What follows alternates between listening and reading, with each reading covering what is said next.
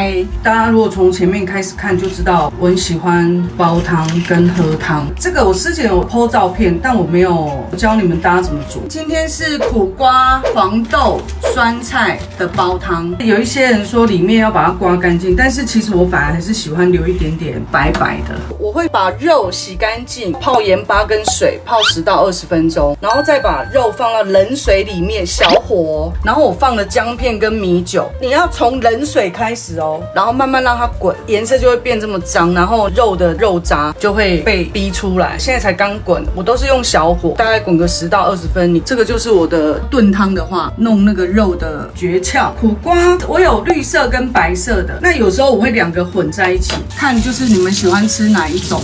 这绿色的苦瓜很漂亮吧？这个汤你们一定要学。然后滚了，你看它滚出这么多泡沫。等一下再跟大家讲怎么了。我每次看到这个我都会所以我等一下煮的汤的肉就不会浊浊的，颜色不会脏脏的就对了啦。现在要把它倒掉，洗干净。然后我会把它肉末再洗干净一点，汤就不会有腥味，那个汤喝起来会比较干净，比较舒服。血水渣把它洗干净，然后要煲汤的那个水已经在滚了，料就是水滚的时候放，先放姜片。然后这是黄豆，黄豆一定要先泡水40分钟以上，我这个是大概泡了1个半小时。黄豆如果用你们的手抓的话，大概2把吧。但是因为我喜欢黄豆香，所以我就泡比较多。然后肉的部位的话，其实都可以用你们自己想要的。这个汤呢，连夏天冷掉喝都超好喝。等一下还要加酸菜，我的黄豆放比较多，然后酸菜心也是洗干净。为什么你们都没有跟我讲我写错字啊？原来我写成洗干净。怎么办啊？这样我怎么改啊？人生太难了啦！洗干净你们怎么没跟我说干净变成干净是怎样？坏电红，我会真的人生太难了，气死我了，气死我，气死我！那你洗的时候就是要把它一片一片掰开，然后洗干净了之后再泡水。我也是泡了快1个半小时。记得是酸菜心，然后把水倒掉，再洗干净。我很喜欢吃苦瓜嘛，我有买白色的。这一道汤是完全不用加盐巴跟味精，记得。然后如果是酸菜的话，这种大小应该5、6片就可以了。酸菜心也不要丢。我没有双下巴，被你发现。因为我今天调了一个这个角度，你们就看不到的双下巴，太好笑。然后酸菜也要放进去，酸菜、黄豆、姜片都放了，再来就放肉，然后大火。我现在切苦瓜，苦瓜不要切太薄，就是我都切大概这样大块，因为你要炖汤的。然后放进去，大火差不多滚个20、30分钟，或者是滚了之后关到中火啦。绿苦瓜、白苦瓜、黄豆、酸菜，然后肉这样。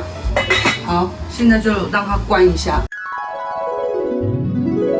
你们看哦，我刚刚教你们的那个方式啊，就是肉用那个方式去那个血水的话，你看我煮我都没有进来捞哦，上面是不是都没有那个血水渣？很厉害吧？你看我煮我就完全都不用再去捞那个泡沫，乳白的，然后很浓，这样喝起来又清爽。我喜欢这样的汤。你们都没有想到我今天煮完东西都没有洗，我很想洗，但是因为我前几次就是有开水，然后大家就一直说我浪费水，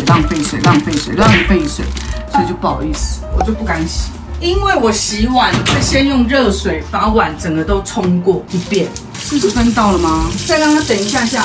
我要拿蛤蜊出来，然后蛤蜊我放下去，我就会焖住，我就会关火。其他的我会焖到明天才吃。有双下巴要提醒我一下，因为我对我的双下巴实在超不能释怀。因为我今天调了一个这个角度，你们就看不到的双下巴。看一下我的汤。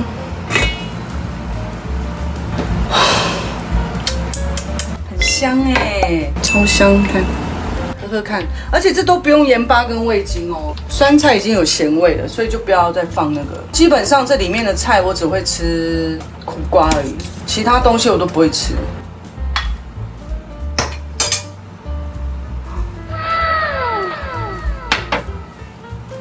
我跟你讲，不敢吃苦瓜的人，我都还蛮建议你们可以喝看看。这个汤很简单，很好喝。如果你想要一点辣的感觉，你可以加白胡椒盐，好喝。吃一下苦瓜，苦瓜这个一定会苦，但汤很甘甜。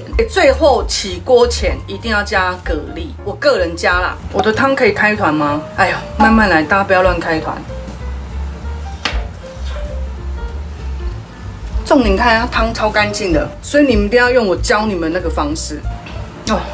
这汤好喝，我很喜欢这个汤啊，非常喜欢。下次来教大家冬瓜，我跟你讲，完全颠覆你的想象，冬瓜可以煮出那样的味道哦！天哪，天哪，天哪，完美，太好喝了！自己煮的，自己说自己好喝。